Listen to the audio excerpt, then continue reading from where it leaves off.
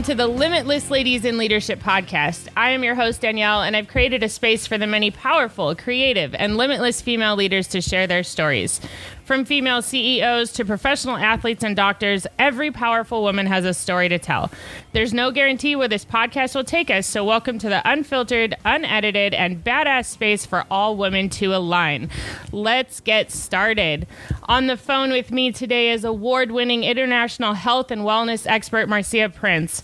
Marzia has been featured on Fox News Radio, iHeartRadio, CW33, and Channel 8 News in Dallas. She competed in IFBB Pro in 2010 and was named D Magazine's top trainer to follow on Instagram, as well as Dallas's top 10 most influential women. Marzia is certified in nutrition, physical fitness, biomechanics, in resistance training, and pre- and postnatal wellness. She is also the co-founder of Chics alongside Jackie Tarleton, whom we recently interviewed. Welcome, Marzia. Thank you for having me. I'm excited to be here. I'm so excited to speak with you again. A lot's happened since our last talk. Yes, a lot. Always a turn of events, but it's all good. Well, as we mentioned earlier, Jackie was recently on the podcast, so I can't wait to hear your story and how this duo came to be and everything before that. But before we talk about Chics, I want to hear about your personal story. So it's obvious that you're about health and fitness today, but has that always been the case for you?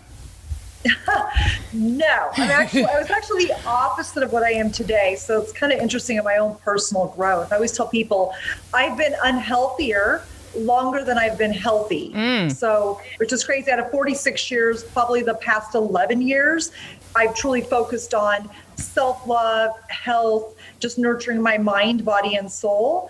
But the first, I would say from birth until I was 35. I just grew up in a very toxic environment. I'm a product of my parents, abusive parents, and I didn't have that solid foundation growing up. Like you see, the picture of the mom and dad loving, they grow, nurture their child growing up. I didn't actually have that. So I had to go with the punches. And when you grow up in that environment, I have to say that's what you know. I didn't know any better. Mm-hmm. The only time I knew what was I would say not good, like I didn't have a really good upbringing, is when I was in high school. I could start to see the comparison between my friends. I was staying night at their house and seeing how their parents reacted. And I actually had my girlfriends tell me that they were scared of my parents and they were scared on how they reacted to me. And that was my first aha moment that I lived in an abusive household, which I knew my gut instinct as a kid and growing up that this wasn't, there was something better. You know what I mean? It's like I knew I was in this product from physical abuse and verbal abuse and mental abuse that I knew even as a child, 6 and 7 years old, like, no, this cannot be how it is. You know what I mean? Yeah. But there's something in me that always fought for the good. Like, there has to be better. There has to be better. I don't know why. I always thought that even at a very young age. And I learned really early, how to roll with the punches. Like, I had a lot of bad in my life that when there was good, I was really grateful. There's gratitude. I'm always grateful for the good because I feel like 90% of my life growing up was really terrible. So that 10% was the hope I was clinging on to. Yeah. And that's insane. Yeah. And it's such a powerful story. I can relate to that so much too. And I think a lot of times when people grow up in households like that, there's one or two outcomes. It's either the person decides to completely change because they don't want that to happen to potential future children or other people around them, or they continue to follow that same habit. So what do you think it was for you that led you on the brighter path, so to speak? Well, I actually went on the dark path before I went on the brighter path. So like, say when I was 18 and I left, my dad actually gave me it wasn't like most kids in high school, like, hey, your next adventure in life is college, right? Like, that's kind of the next steps, parents. My dad was like, listen, you're going to the Air Force, because he was in the Air Force. Like, you're going into one of the, armed forces in the military because he couldn't afford college, or you need to get a job and go to community college because we can't pay for your school. So it's up to you what you need to do. Neither of those sounded good to me. Like, I didn't want to go to the military, and I was like, hell no. And I did not want to. I was already working at McDonald's full time and Taco Bell on the weekends since I was 16. And I was like, oh my goodness, what am I going to do? And college didn't sound pretty good to me at the time. I felt like I always I wasn't attractive. It was kind of interesting. So I always thought it was pretty ugly. You know what I mean? And so was not an attractive looking person. And for some reason, when you live in a household that mentally and physically abuses, you cling on to external things. You know what I mean? I hung on to verbal words, or my outlet was Cosmo magazine. I would walk down to the grocery store. I think it was like $1 back in those days. I could buy a Cosmo magazine. It was my escape. There would be beautiful girls on these cover. There was move of the month in a Cosmo magazine. I would do that move of the month every single month until I got that next Cosmo. And it was like, I have to say, it was like my Bible of happiness and health and hope. So I clung on to that Cosmo magazine. And for some reason, I did, obviously looking at myself at the time, I have to show you pictures. I had glasses, my little buck teeth, they were spread apart, had brownish curly hair. I was blonde when I was a kid, but when you go through puberty, it turned brown, and had this brown curly hair. I wasn't the most attractive person with glasses and buck teeth that were spread apart. So I wanted to be pretty. I really did. That was my first hope on fixing myself. I kind of focused on my external transformation before I went through my internal. And I thought, I just want to be pretty. So cosmetology school came up in my head, and I'm like, you know what? I'm going to go to cosmetology school. When I looked at college, and I also looked at cosmetology, to me, cosmetology was cheaper than college. I was paying for it. So it was like $3,600 for 9 months to go to cosmetology school versus thousands and thousands of dollars for community college, which was still pretty expensive compared to, I would say cosmetology school, right? So I was trying to weigh the pros and cons, even at a young age. And I thought, you know what? I want to be pretty. That was my thoughts at the time. And I was like, I'm going to cosmetology school. And I did. And I paid for it myself. I was telling my husband this. I had the best work ethic. I literally went to cosmetology school from 8 to 5, got off, worked at McDonald's from 6 to like 10 or 11 o'clock at night. And on the weekends, I worked at Taco Bell 8 or 9 hours a day. So I literally had 2 minimum wage jobs working for cosmetology school. It was just insane. And when I look back, but I did it. It was 9 months. Then I still had to work at McDonald's and Taco Bell, because when I went into being a hairdresser, I didn't have any clients, didn't make any money or anything like that. So I actually had to rent a chair at my first place. I'll never forget. It was called Hair Zone. And I thought, okay, this is what I'm going to do. So I took that money, and you rent each week, you rent your chair, started advertising, started building up my clientele until I could replace my income money from McDonald's and Taco Bell. Then it took me a good 5 or 6 months to actually do that. But I learned from that, like, okay, I could do this. I got on my own. I've always paid for my own way since I was 16 and got a job. Mm-hmm. Really at 14, I did babysitting, but that paid for a lot of my fun stuff like clothes and going out with friends and stuff. But 16 is where I was like, oh, I really need to take care of myself. No one's going to come save me. Not even my parents. They're like, you're on your own. At 16, once you get out of the house at 18, goodbye, you're on your own. They never gave me a dime since. And here I am, 46 years old. I've never even asked for a dime because I'm like on my own. I have nobody to ask money from. You know what I mean? Yeah. So that's what I did. I actually thought, okay, I'm going to do cosmetology school. So I learned at a young age that no one's going to come save me. I had to save myself because, if not, I was on the streets. I mean, we didn't make a lot of money. My dad was in the Air Force. And if you guys know, Air Force people or just military people don't make a lot of money. He didn't go in as a colonel or a captain. He went in straight off he lived in Mexico for 18 years. He's Mexican. Went to the U.S. At 18, he joined the American Air Force. And that's what he did. Like, he barely spoke English and joined the American Air Force. And when you go in, you make like $18,000 a year. And that's not a lot of money. And he had 6 people. There was 4 kids and 2 adults. So 6 people he had to raise. There was a lot of stress with money growing up. And I knew we were broke. Like, the moment I knew we were broke, that we lived paycheck to paycheck, is when we lived in Spain. We were transferred there. I think it was like 10 or 11. And I literally wanted a Hello Kitty pencil. A Hello Kitty was trending at the time. Yeah. I knew that we couldn't afford a Hello Kitty shirt or whatever. And the pencil was 5 cents. And I said, hey, Dad, and we were at some store. I was like, can I get this pencil? And I was all obsessed with Hello Kitty back then. And he said, no, I can't afford that. I was like, we can't afford a 5-cent pencil. I mean, that was my first talking back to my dad. And he looked at me like, no, we can't afford a 5-cent pencil. And I was like, oh. And I thought, are we broke? And my dad was like, basically, yeah, we're broke. He was like, we live paycheck to paycheck. And from then on, I knew when I was like 10 or 11 years old that we didn't have money. It wasn't until I was in high school until I could really see that made the difference for us. But that was my first aha moment. We didn't have a lot of money. I can relate to that so much too. And I remember my first job, I was 13 or 14. I was working at, a small town. We were allowed to work before most legal age. And I worked in the school cafeteria, the high school cafeteria. And then after that, I worked at our local, it was kind of like a grocery store, but we had like a deli and we would make sandwiches for the firefighters because we had fires all the time where we were. And then my first real job was McDonald's. So I can totally relate. I think I was 15 when I got that job and I was going to school, working. I knew my family was broke. My mom basically told me, if you want to drive, you got to buy your own car, fund all your own stuff.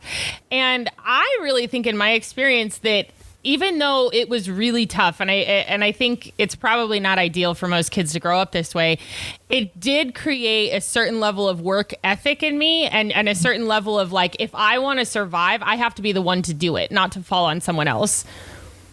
Agree. That's what exactly I learned. Like no one was coming to save me. No one was going to buy my apartment or my school or my car, none of that stuff. Like my parents instilled that in me. And again, like I don't regret any of it because I had to go through it to be the person I am today. Like back when I was going through it, you're like, why is this happening to me? It's happened to me for a reason. So I do have this tenacity for entrepreneurship and, working hard for my health because I wasn't healthy at all. I had a negative mindset.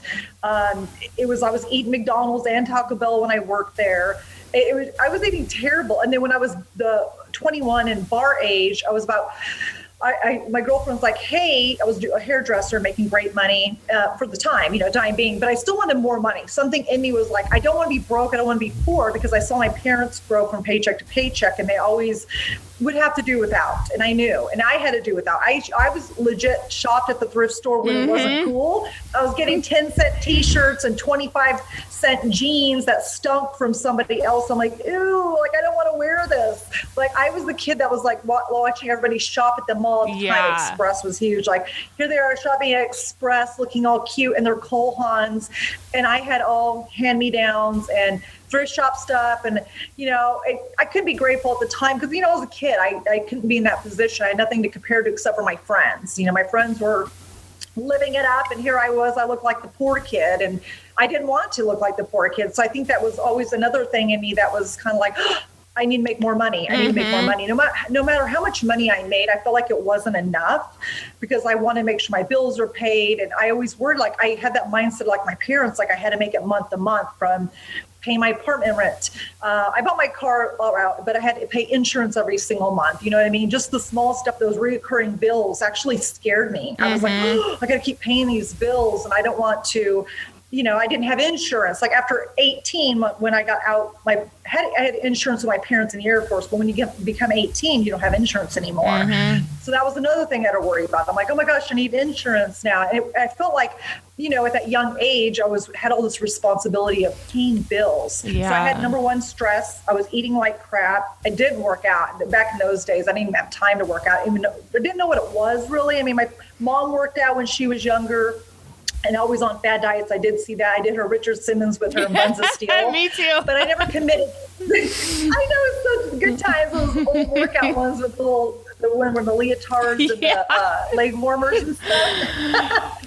But it's just like that was fun for me back then. I never put two and two together until I got, later on when I was older. But I worked in the bar scene. So when I was a hairdresser too, and I was doing really well, I still worked the bar at night and on the weekends to make extra money. And then in that process, I think that's where I became basically an alcoholic back then because, when I was working McDonald's, Taco Bell was more, I had like a eating disorder. I would say I was eating all this fast food. It was all the standard American diet.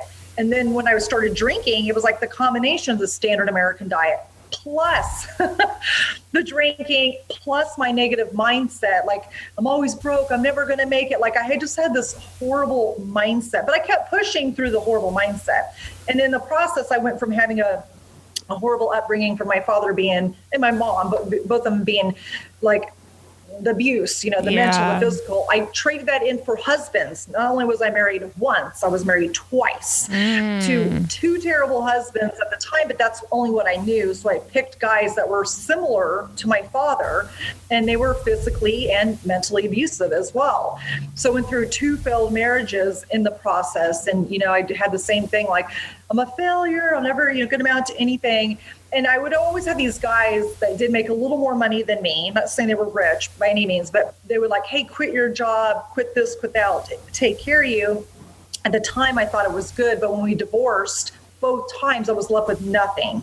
Again, I had no job, nowhere to go. So I just bounced back to the bar scene both times because it was fast cash. Yeah. I was like, oh my gosh. So I moved in with a girlfriend or girlfriends at the time, like a different girlfriends. I would move in with them and I had to start back over again. And I'm like, oh my gosh, this is terrible. You think I would have learned it like the first time, but it took me actually 2 times to get that. And then it was like, okay, I'm not going to let this happen to me.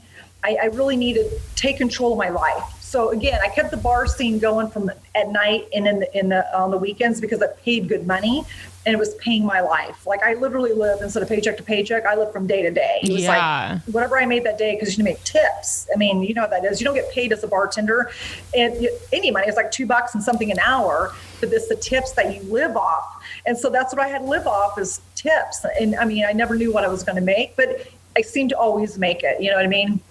You just kind of had that blind faith. Like I'm going to make it. Going to have my money for my bills. Like I got to pay for this.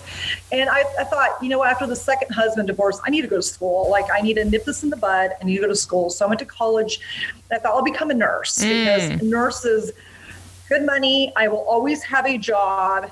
And, it takes 4 years. I've been through so much already at this point. I've been a hairdresser, worked at the bar, McDonald's. So I'm going to go ahead and do this. So I went through 4 years of college, paid for it myself, with my bar money. And, I was pretty proud of myself. I was a straight A student and I was starting to flip and turn in my life. Like there was this corner I was turning that, I was starting to hang out with a little bit different people. I knew if you were negative, I was starting to see that with people. Like I was like, I don't want to hang out with them. Or you can tell the older I was getting, I was starting to see, I wasn't so naive anymore. I was starting to see that, okay, that person's probably bad for me. It was like a gut instinct. Now, how old were you? It wasn't like I got rid of all those people together. Yeah. I was, at this point, it was about 28. Okay. I was just finishing nursing school because from 23 to 28 is when I decided I was going to go to college because I started at 23. Because it was from 18 to 23, I was a hairdresser, but still worked at the bar, my side gig. And then from 23 to 28, I went to school full time and worked at the bars full time. And then at 28, I was 1 semester away from graduating with nursing school, and I had this gut instinct, I don't want to do this. Oh my gosh. It's like I went through 4 years of college to figure out, I don't want to do this. Like, I don't know if I can do this. And I don't know what came over me, but I was gravitated to, I love, when you go to nursing school, you have to have nutrition credits. You have a nutrition credit, and you have to have electives, which were like yoga, strength training. You had all these electives. I gravitated to nutrition, and I gravitated to strength training and yoga, and I had a running class too. But it seemed so much fun to me. It brought me joy. And I thought, oh my gosh. And I was dating my husband now, who's my third husband. So don't worry out there if you haven't found anybody.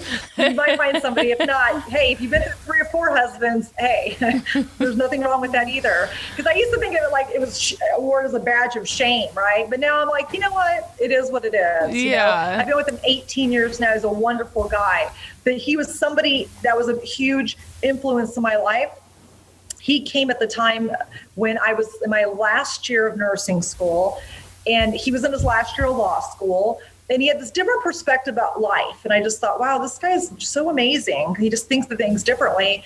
And if I would have said back to my parents, or to my ex-husbands, like, hey, I'm going to quit school after 4 years of college, I don't want to become a nurse, they would have been like, are you kidding me? You're crazy. But he actually said, hey, I think you need to follow your passion. Like, if that's what you're doing, you're gravitating to, you need to do that. I think you need to go get certified as a personal trainer and a health coach and start trending in that direction and go there. And then I was like, but what do I do? How do I do this? And Luckily for me, he was in business and marketing. That's what that was his major. Then he went to law school, but he wasn't going to go to law school to be a lawyer to fight battles, is what he likes to say.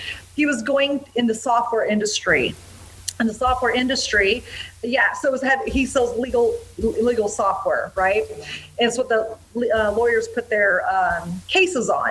So he was already had this industry. I thought, wow, he's so smart. But you have to have he has an MBA and a JD, like super smart guy, all about business. And he goes, well, I'll help you start your first business. And that was scary for me because I've always worked for somebody. I've worked for McDonald's, Taco Bell, a hair person, the hair place.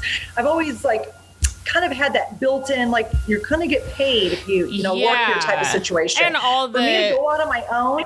Yeah. And then all the liability is covered too. And basically they handle everything. They just hand you a paycheck. Yes, that was what I was used to. Even at the hair place, I had to pay like $40-$50 a week for my chair. It was back then, it was super cheap. But they had people coming in that, hey, I was going to cut their hair anyway. So kind of paid off. Even though I was still an independent contractor renting that chair, I was always full. Like after a couple months, it was like, boom, I had a clientele built off being at a place where they had people coming in. I didn't build it myself. They built it, So it was just very interesting to me. Like it was so scary to jump into a new job. You know what I mean?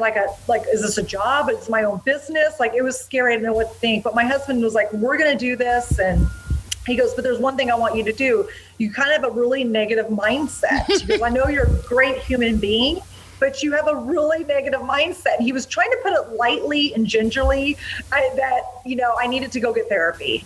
Because at the time I was, I knew I had some issues and problems, but I didn't want to admit it. I was stuffing it down. I knew I wasn't healthy just from eating, from my mindset. I was still partying a lot, drinking. I smoked cigarettes. So he met me and I was smoking. I had smoked at this point for 10 years. It was 18 to 28, right?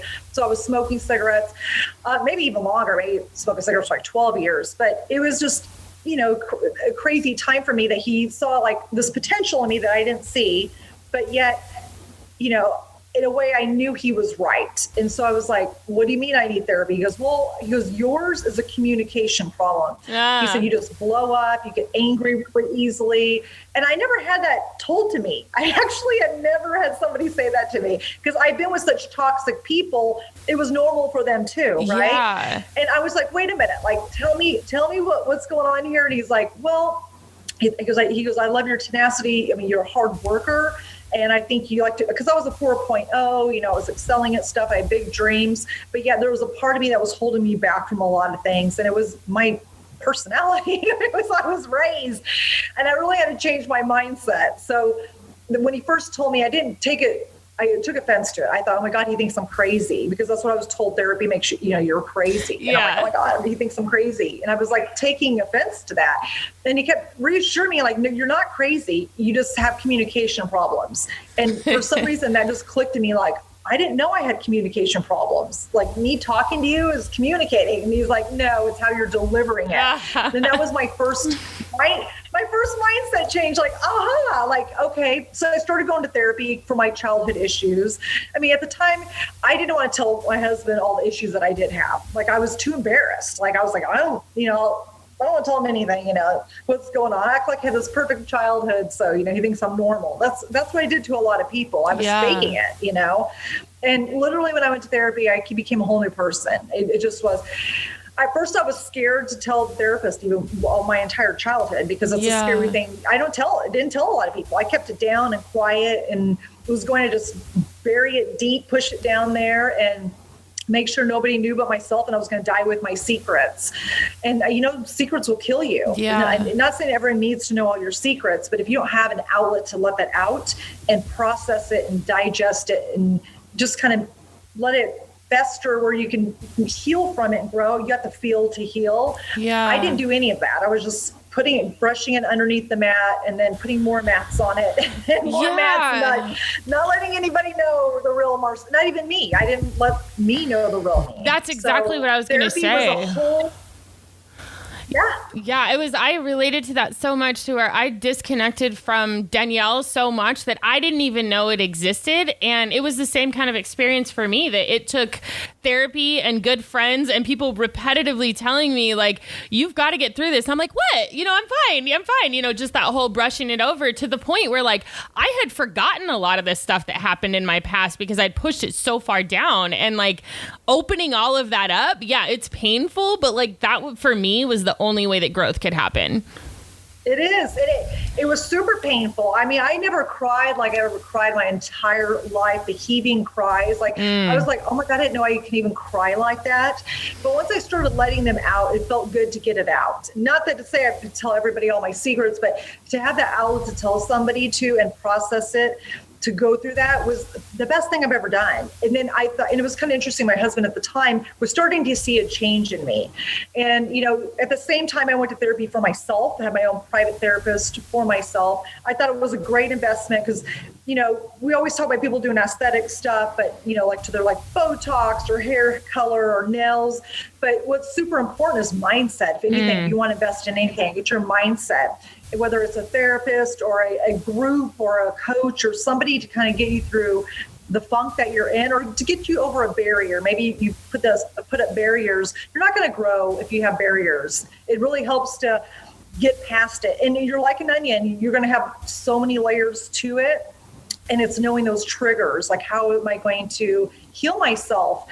Because I was getting triggered on stuff too. It was like, then I had to not only let it out, I had to learn what my triggers were so I didn't keep getting re-triggered, because that was half my problem. Yeah. And I feel like my husband kept seeing, which I would say he's my first life coach. It's so funny, but he always saw the good in me, which blows my mind to this day, because when I reflect back and look back, I really was a hot mess.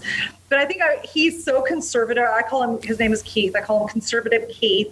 And I'm like, just like the wild child craziness, because of my upbringing. And I'm too spontaneous. I make horrible decisions. Like, all my life was a series of horrible decisions. Some were good, but, I would say I love that I had those horrible decisions, because it brought me here today. Without those horrible decisions, I wouldn't have learned once, twice, or three times. I learned maybe many times, but it made me where I would say, love me today. Like, now I'm able to process information. Now I'm able to reflect on things slower. I'm not so spontaneous. I'm a better communicator. I'm not 100%, but I feel like I'm always going to be a work in progress. I mean, just like someone recovers from alcohol, I recover from my negative Nelly mindset. I'm recovering from it every single day. I try not to get back to that, because my brain was rewired for good 28 years like that. From 28 to 35 is where I made my therapy grow. 28, that's a long, long thing, 28 to 35.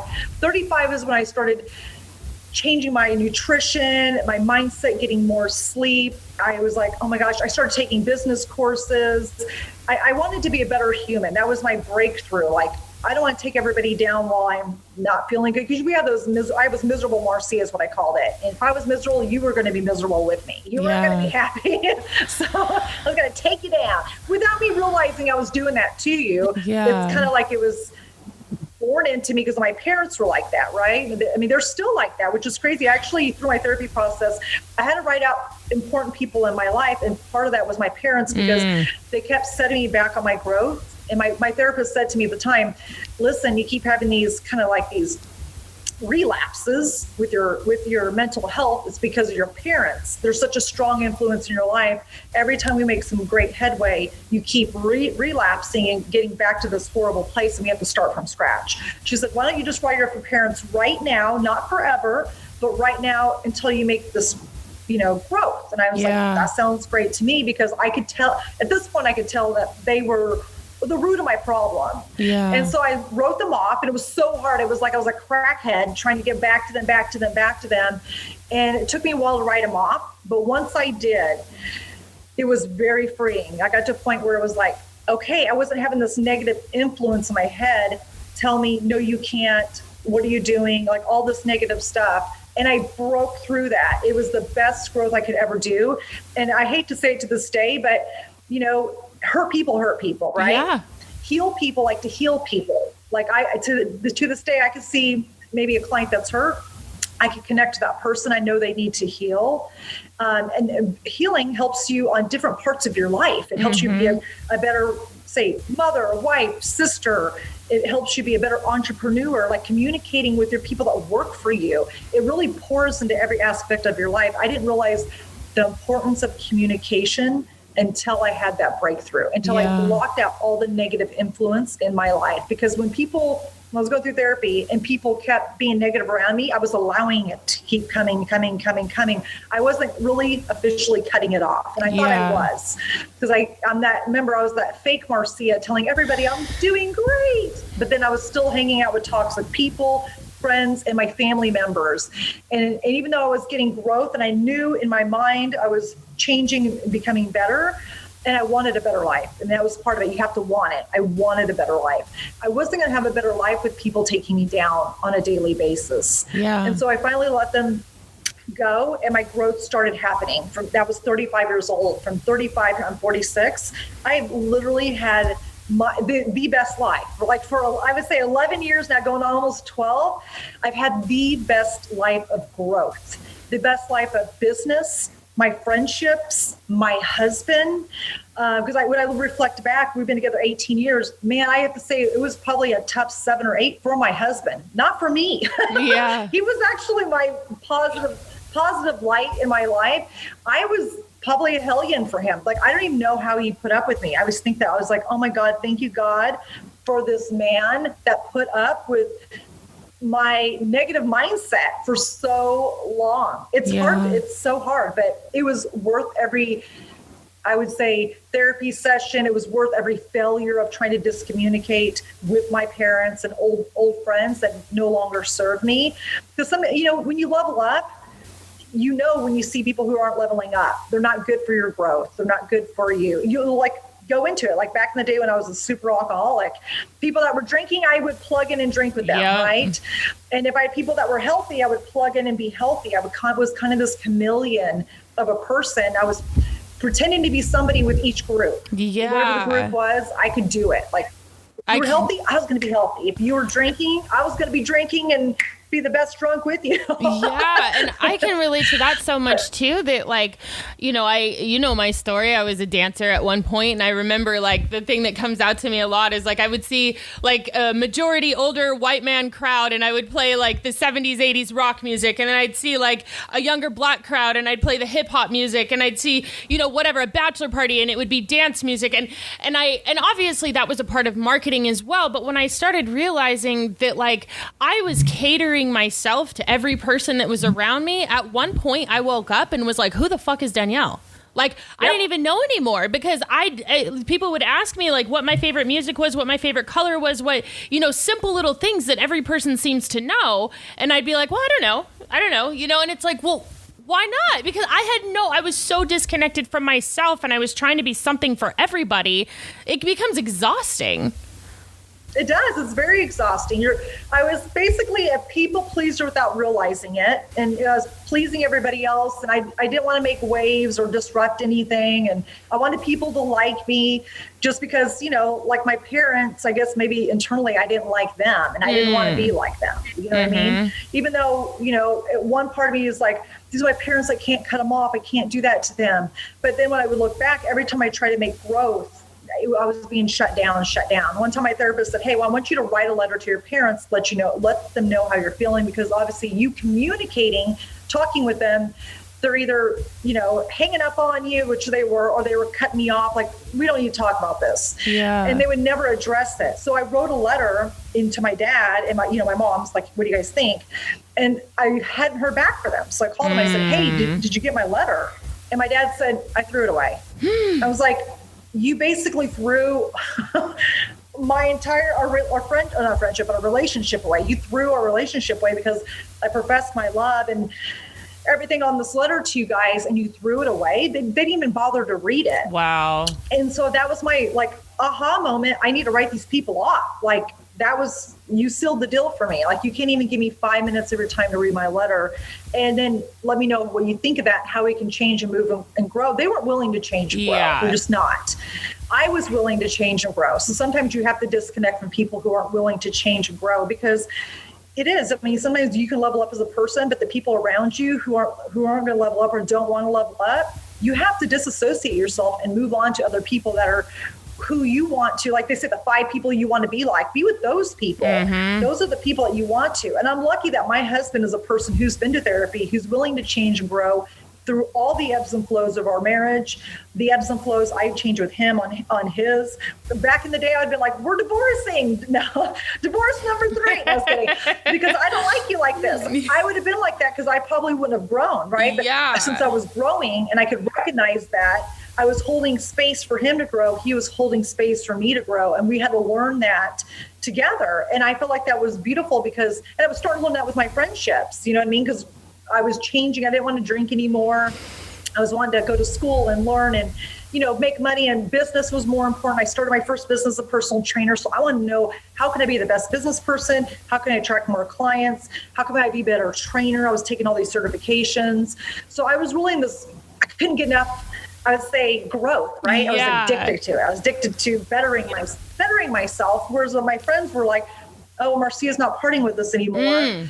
She's doing her thing, or if I got a better car, I was leveling up in life, or bought my first house with my husband. We were saving money. We put money down on the house. We were building our house. Like all these exciting things were happening, but the people around me weren't happy for me. I knew this is like the people, like I could not be around these people anymore. Like, okay. Even my parents, like, I'll never forget, I got this huge contract with a supplement company back in the day when supplement companies paid you, because now they just kind of give you a couple $100 and send you on your way, or a free product. But back in the day, it was kind of like a big deal. Like you got 6-figure deals, like you got deals and you got a lot of cash. And so I was like, got my big deal with them as a personal trainer. I had 3 streams of income. I was a fitness model that happened accidentally. I was a personal trainer, and I had a supplement company gig where I was doing all this modeling. Plus I was doing competitions, and I was doing great. And I was really into cars as a kid.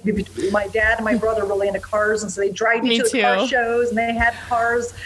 And I loved it. And I was like, I've always wanted a nice car. My brother and my dad would want the old school classic cars. I wanted like a Ferrari or something super expensive, right? Like I wanted the new stuff. I gravitated to the newer, while they gravitated to the classics.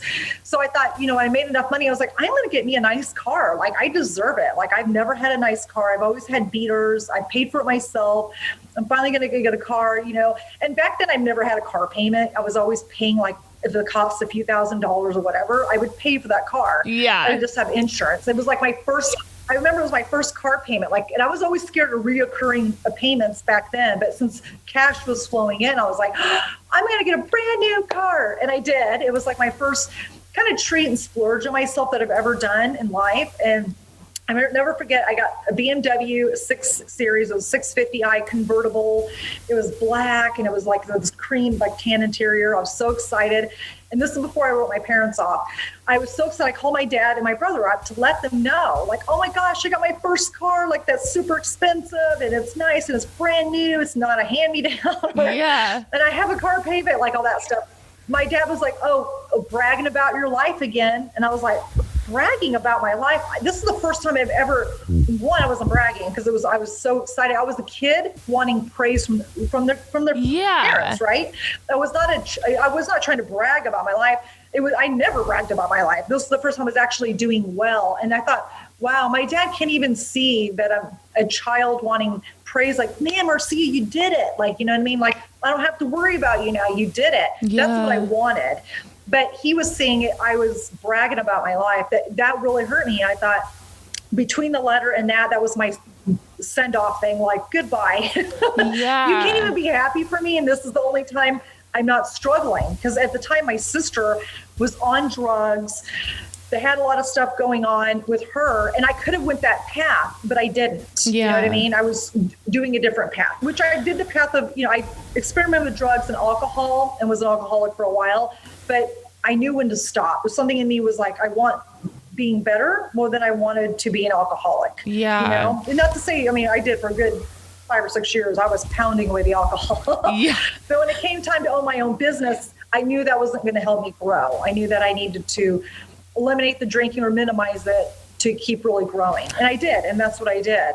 Yeah. And I have to say, anybody listening out there, like if there's people in your life that are negative or toxic that are holding you back, maybe you don't realize it. You really do need to, hire a coach or therapist to change your mindset and really see the potential in you. And then you may have to write off these people, not forever, but for right now. Yeah. Because you're not going to grow if you keep relapsing into the negative mindset, because the negative mindset can't grow. It just can't. Absolutely. And I can't wait to start talking about how the business got created and how you're doing now. But real quick, I was just thinking when you're talking about the whole car situation with your dad, I remember when I think I was 19 years old, I was a stripper. I went from like being homeless and having nothing to like working in Vegas and working at these pretty big events. And by the time I was 18, I bought a Mercedes and I was living on the beach. And I remember calling my mom just to kind of, part of it was bragging, but part of it was like looking for that, like, look, I made it, Mom, look what I did. And my mom, I never told her at the time what I was doing for work. I'm sure she assumed, like, how else would I have made that much money? But I remember her response was, when are you going to buy me that Audi? And I'm like, what the? I'm 19 years old. I am taking my clothes off for men in a club. I'm on drugs. My life is actually pretty miserable on the inside. I just like to pretend with all these exterior things that I'm great. And you're asking me when I'm going to buy you a car so I can go do some more lap dances so you could have a nice car? Like, it was just it should have been the moment for me to realize like that was a time to cut them off. Unfortunately, it took me about another 10 years until I did the same thing. And for me now, my mom, like, we have somewhat of a relationship. We speak more than maybe we did then, but it's not the typical like mother-daughter relationship. I've learned that I have to create a lot of boundaries because she is so stuck in that, like you were saying, the negative mindset. My mom is very victim mindset, very like, has this sort of jealousy. Well, I wish I could do that. And it's like, well, you could. If you'd stop complaining and you'd get off your ass and you'd do something more, you could. Like, I didn't have anything handed to me. I worked my ass off to get where I'm at right now, and a lot of ups and downs. You should definitely know that. Yeah, exactly. Good. Okay, so fast forwarding, you are now a business owner with Jackie. You guys created Plant Chics. Obviously, there was some time in between, like you dropped out of nursing school, you met Keith, dropped the alcohol, lifestyle started changing. So how did you go from all of these things into actually a business owner? So my husband helped me with that. I created my first business. I worked at a gym where I had to pay a fee to work there, and then I got to keep my money. So whatever my clients pay me, I got to keep. So I was like a single contractor, basically, individual contractor. And so that's what I did for like a good 10 years. And I was so booked out. It was amazing. It was a really good time of my life. But in the 10-year fold of that, I was done. I was done being at the gym. I was done with all that. I was like, okay, I'm done waking up at 4 a.m. to be there by 5. Trainers don't have a normal 9 to 5. It's a long day. Yeah. You could have 8 to 9 hours spread over a 12-hour day. Yeah. And then when you're not done there, you're writing out programs and doing, paperwork and all that. So I knew the work it took behind the scenes. So my husband, actually at the time, I was watching my girlfriends take their business from the gym online. And this is years ago, before I even started with Jackie. About 5 years before I started Jackie, I was like, okay, I'm going to take my business online. And I watched my girlfriends become multimillionaires doing that. So I was like, wow, in about 5 or 6 years. And I'm like, that's what I'm going to do because you can leverage it. I was starting to know a little bit about business. I started listening to books and audio because this is when podcasts were coming out. I was like, oh, I'm going to listen to business podcast, coaching, just better and betterment podcasts, to better yourself. And so with all that being said, I was taking all the tools that I learned and I went online with it. And it was successful in the beginning at first. But then in the internet world, you guys know anything on the internet changes. I mean, from the algorithm to like, you go to Instagram or Facebook, there's always new updates. That's what it's like to be as an online coach. So as an online coach, you also have to learn to be an online digital marketer. And if you don't know how to do that, you have to hire somebody. And at the time, and there wasn't funds for that in our budget. So when I met Jackie, I started training her for a competition. So I trained her for a competition for a year. We had such a great friendship. She did amazing at our competition and she loved what I did. So she had a great time training with me. And she was like, you know what? I want to do what you do. So she got certified as a coach, started doing coaching, but she kept calling me going, ask me business questions like, how do you do this? How do you do that? And I felt like we had such a great synergy. And I was getting so busy at the time. I needed some help. And I was like, you know what? I was like, Jackie, would you like to go in business with me? And she was like, what? I was like, well, you're a coach. I'm a coach. We're going through this. Maybe we can just start from scratch and start our own business, since I kind of know the system and how it works. And she was like, let's do it. So we decided to create our own business. And what we did is kind of interesting. It was, I will never forget, Jackie quit her job in October 2017. We decided to create this program called WTF, Where's the Fiber?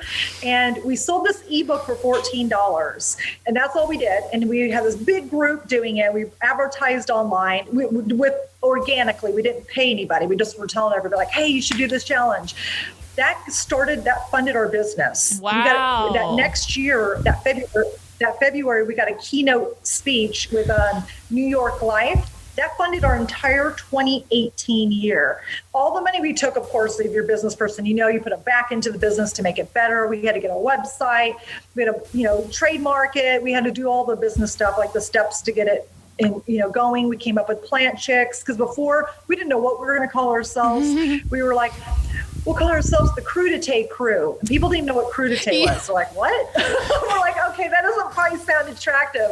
Then someone said to me in January 2018, they go, oh, you're that plant chick. And that was it. When a guy said that to me, I told Jackie, he was literally flying to Texas so we could put our business together. I said, when I got off, I picked her up. I said, I know our business name. She goes, what? I said, Plant Chics.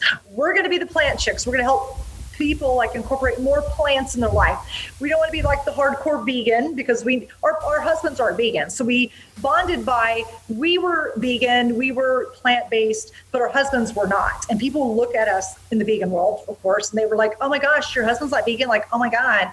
And I'm like, you know what? I don't want to be judged for this. Like, I'm going through my journey. I was judged my entire life through my parents. I definitely don't need this from society at this point. Like, I don't want to be on a quote unquote team. So Jackie and I was like, let's just create Plant Chics. It's very opening for all women.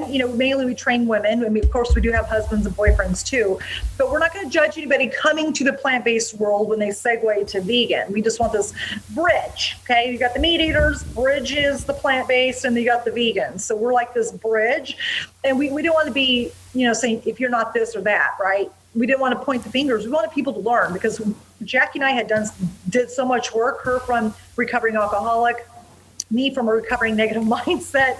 We joined forces, and we've been through therapy. Both of us have been through therapy, that we know that people come to health or aha moments, I would say, at different points of their life. Yeah. We can inspire them and encourage them. They're the ones that are going to take action. And who am I to judge if they go vegan or not? You know what I mean? Who am I to judge if they want to eat meat on the weekends? I'm not going to be that person, because I was tired of being judged myself growing up for so many years. So I wanted an all-inclusive and loving community, because, I was practicing that myself, and I wanted to make sure it poured into our community. And that's why we created Plant Chics. And like I said, we funded her in 2018. It was our honeymoon year. It was so much fun. And we just had such a blast traveling all over. We spoke for not only New York Life, but we did New York Veg Fest. We did the Arizona Veg Fest, the California Veg Fest. We did Seed. We talked all these amazing platforms, dream platforms we put out there. And again, just this learning. 2019 was a learning phase, because when your business grows, again, you have to level up. There's more that's involved, more at stake, because you could stay at this level, or you could grow and level up. So we had to level up again. And remember, we were going to do in 2020, because in 2019 we were planning it, but 2020 we were going to do retreat, and then COVID happened. But remember, something before us, we didn't have it in the budget to do it, thankfully, because COVID happened and we all could have been out a lot of money. Yeah. So I'm glad that experience happened, because sometimes things you're like, oh my God, why is this happening? And then you see why. Sometimes you're being saved and being redirected to a different area. And since we already had our business online with COVID, a lot of personal trainers were coming to me saying, how'd you do this? You've been doing this for 4 or 5 years. How can you help me? How can I leverage this? How can I make money? And I think it was a lot of people going online that year. It changed. I mean, the world changed. It's been crazy. We had to change too, because even though our business was online, it was normal before the pandemic. we were starting to see all these fitness people come on. Remember, we're fitness, even though we're niche, we're plant-based, but we're plant-based health and fitness kind of fused together. We started seeing a big influx of like millions of influencers that were fitness or plant-based going on there. And it really changed our business. We had to even level up even more if we want to be seen.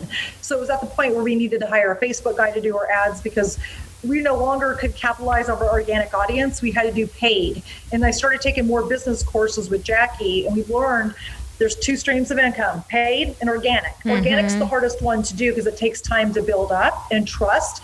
Paid is faster, and they have got buzzwords, and it takes a little money, but you'll make money, right? You'll want to see what the difference is, right? Because we've seen people that paid like $30,000 in Facebook ads and never made a dime. Yeah. And we did not want to be those people. Yeah, we've seen all kinds of crazy, and it's a risk you take when you're in business. So we just kept with our organic audience because that's what grew Plant Chics to begin with. So we want to make sure we stayed true to our word and how we marketed. And then we got a Facebook guy. We got people that filmed our stuff for us. So we started leveling up. And again, we are now into our third year of business. Every money that we do make, we try to put it back into it to grow. And thankfully, Jackie and I have husbands that are financially stable for us to do that because there'd be no way in a million years. If I was by myself, I could do this. I would have to take a little side income or get a second job to do what I did. So you don't quit your day job, while you're trying to do your side hustle and make it grow, unless you do have that support or you have a job to pay for your finances.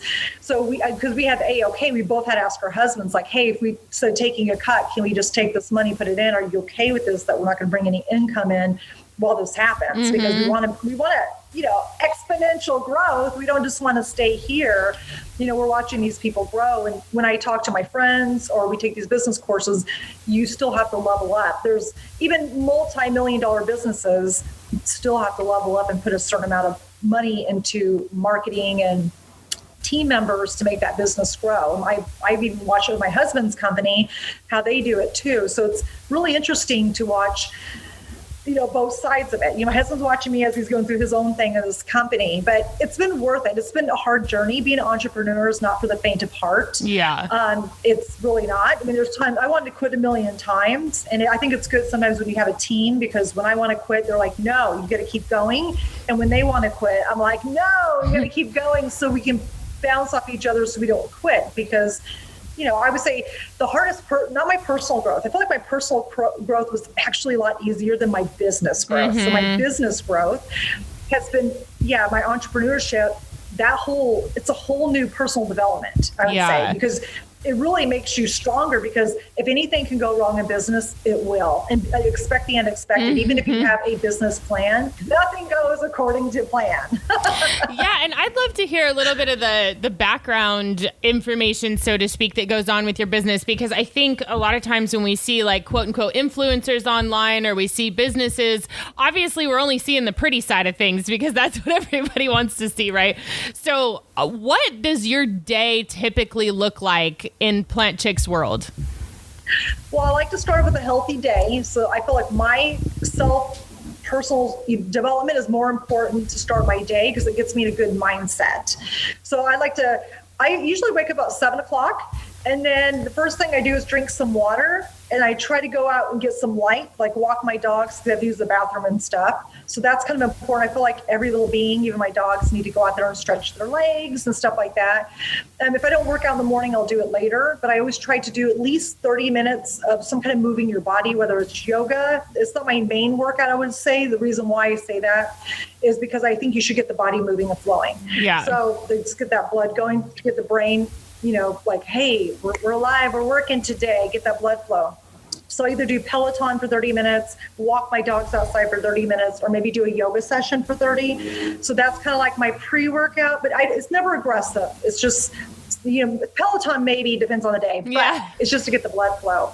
And then I will definitely have my water, and then I have my coffee. I like to start like that.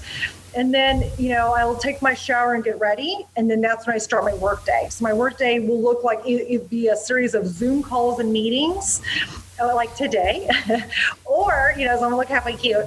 No, but if it's not, a day we're on Zoom calls. I work the social media part of the business, so we haven't had the funds yet to hire somebody, which one day we will. Right now it's me. So if you guys see on Plant Chics Instagram, that's me.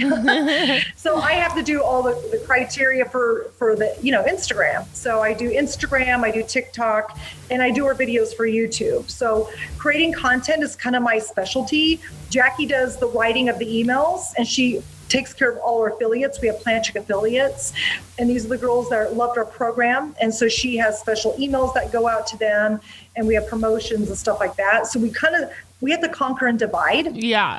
So Jackie's in her lane, I'm in my lane, because trying to do all it together, it's very overwhelming. Just social media itself is a full-time job. Yeah. We have some one-on-one clients. Yeah, we have some one-on-one clients that we do. We don't take a lot because we want to focus on our business that we're doing right now. So we do have a few, and I love my one-on-ones because you're able to connect with that person. And it brings me back to my roots when I train people, that connection, and you're helping somebody thrive, that personal coaching. And think about it, it's kind of like therapy too, for them, because they're getting healthier and we're coaching them into a healthier lifestyle. So I do love my one-on-ones because it always keeps me grounded and centered. But for the most part of it, we don't do a lot of one-on-ones. We're very particular who we pick and stuff. But yeah, it's a series of me doing content creation for social media. And then I would like to say, for instance, we're running a series of Facebook ads, and I did not know until we hired a person what great length that goes in there. And I have to test all these ads. We had to come up with 4 different ad styles, and horizontal, vertical, film, all that kind of craziness. So behind the scenes, I'm basically a content creator, and that's kind of my specialty. So that's what I do. And Jackie and I together, we have a platform that we use for our business called Kajabi. Mm-hmm. And that's where all our courses are on there, and our ebooks and all that fun stuff. And we are creating a membership site right now because we did sell each one of them individually, but now we just want to create a one lump sum, put it under one house at a discounted rate. That way they can have access to everything, because our Plant Chics, we love our Plant Chics. They're like, anything that comes out, they're like, what's your next program next? I feel like we can't pump them out fast enough for them. That's what I love about them. They're ready for another challenge, and we love that. So it motivates us, because we're excited. We love doing it as a group, as a whole together for the next challenge. But then we do have new Plant Chics that come to us, and they're like, oh my gosh, like, you like, they've never tried like one of our original programs, and they're brand new at it. It's kind of cool to see like one of our very first programs and people still love that. It's really, really amazing. But Jack and I specialize in plant-based nutrition, and we specialize in LIT, which is low impact interval training. It's the opposite of HIIT. So it's gentler on the joints. I mean, we're over 40 now. In our market is between 40 and 65. Now we have ladies who have had years of injuries, or maybe they just don't want to jump anymore. It's just like, hey, I'm 55. I don't want to jump anymore. I've got a bad knee. It's not going to get any better. And they know their limits. And so we cater to the market of low impact. We've taken every HIIT workout and we've made it low impact, but we still have the high impact version available for the people, like some of our Plant Chics that still like it and are available, that can do that. So our new program that's coming out is called Intensity. We have a HIIT version and a LIT version, so you get a pick, but you control the intensity. Even our low impact, people think it's a cakewalk. We're like, no. You can still add weight.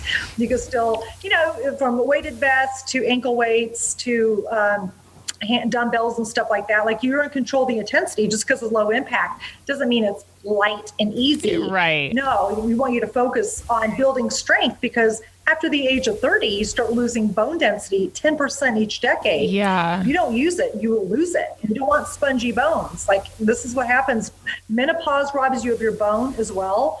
I'm in premenopause right now, which is crazy. Like, I'll be 47 this year. I'm like, how is this even possible? Like, you never think you're going to come to that age, and you're like, oh my gosh, this is happening. Getting hot flashes and stuff. And your hormones are regulating. And I'm like, oh my gosh. And I started reading about menopause. Back then, I didn't care about menopause. I wasn't going through it, right? Yeah. Now that I'm actually officially starting it, I want to know what's coming ahead. I like to be proactive now.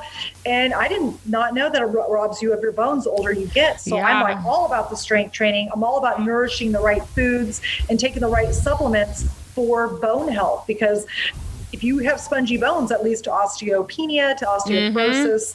And if you break a hip, that's kind of like I'm sorry, like it's a higher chance of you dying, which is kind of sad. Like when you think about it. So yeah, and speaking of that, it's funny because that was the last chapter in my personal training certification that I just finished up, and it was exactly what you were saying. I was like, yep, I just read the chapter on menopause and bone density. It's pretty crazy. It is. So just us as women, we train women, and we want to make sure we teach people lifestyle. This isn't a fad diet. This isn't like the hop on the next fad diet train. There's so many out there. This is a lifestyle. I mean, most people are like, like you're getting a 6-pack in 6 days. We're not about that. I mean, it's just not going to happen. We're over 40.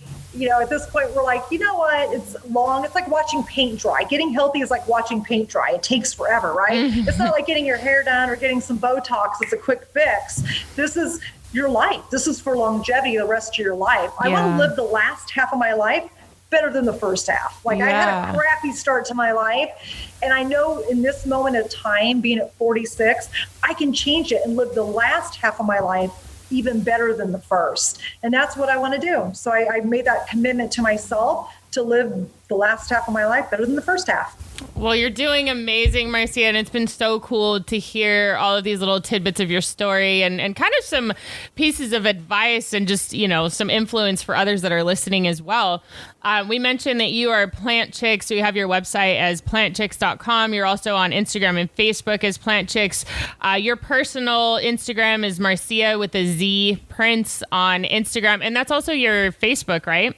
Yes. Marzia, I'm very active. Yeah, I'm very active on TikTok. Yeah. So it's Plant Chics on TikTok. We have a lot of fun over there. And then like I said, my personal is Marzia Prince, but Plant Chics is where we do a lot of our business stuff out. My personal is more my personal life. So you guys might see some different stuff on my personal because I feel like I want to be real and keep it real in my personal and give out experiences. If my low points, now that I've recovered from them, can be someone's, shining light to get them out of their low points, I'm willing to help anybody out for sure, because I feel like everybody needs somebody that can help coach them out of a dark place. Absolutely. And I love that you're so open about sharing these low points, because I think it's really easy, like we mentioned earlier, to look at social media and think that somebody's life is perfect. And even though your life is going very well now, it hasn't always been the case. And I think that's kind of reassuring for a lot of people to see that, like, hey, I might be stuck in this dark time right now, but Marzia was there 10 years ago or 15 years ago or whatever, and look at her now,